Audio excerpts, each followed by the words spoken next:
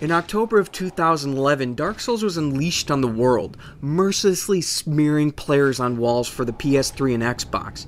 Surprisingly, PC gamers saw this masochistic nightmare and wanted in on the punishment. Well, now we've got it, but be careful what you ask for, and prepare to die.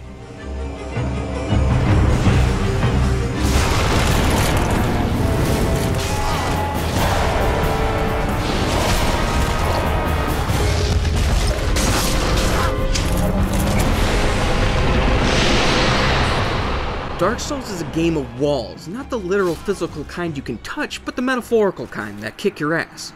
These walls are obstacles that block your path forward, and behind each wall you can hear something that compels you to the other side, creating a compulsion to knock this barrier down.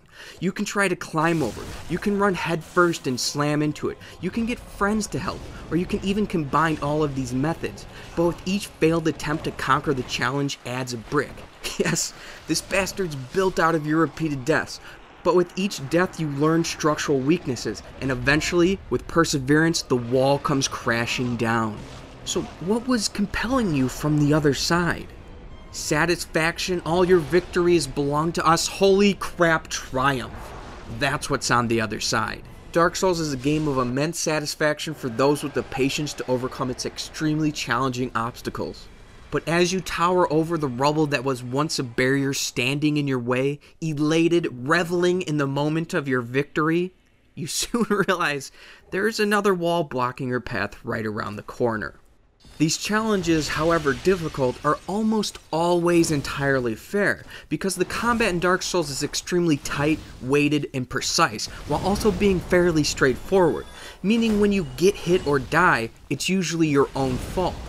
Gameplay demands constant attention, and in a game that stresses such precision, I found the keyboard and mouse to be a touch unwieldy and opted to use an Xbox controller for Windows, because really anything from a gigantic minotaur to a little pawn can be your downfall if you drop your guard in the treacherous environments of Lodren.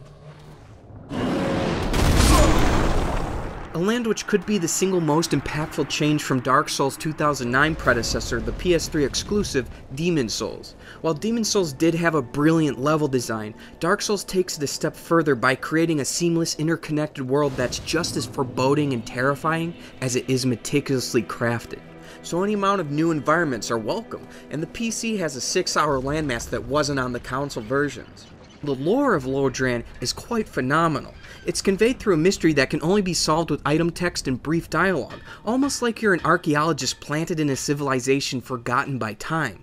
So any weight given to the story is actually a byproduct of the lore, and without spoiling anything, I'll say that the additional content rips you back in time to the land of Ulasil, where it then tightens some lore loopholes and creates a brilliant piece of narrative by placing you directly into that rich history.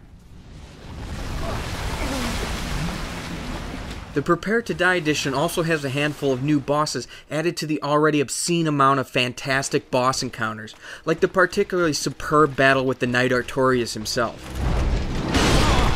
And with added bosses come new souls to create gear and spells, which leads to a vast number of character builds. Another addition is an arena with 1-on-1, 2-on-2, and 4-person free-for-all. The structured PvP system doesn't largely add or detract to the game, it's simply there for fun and bragging rights.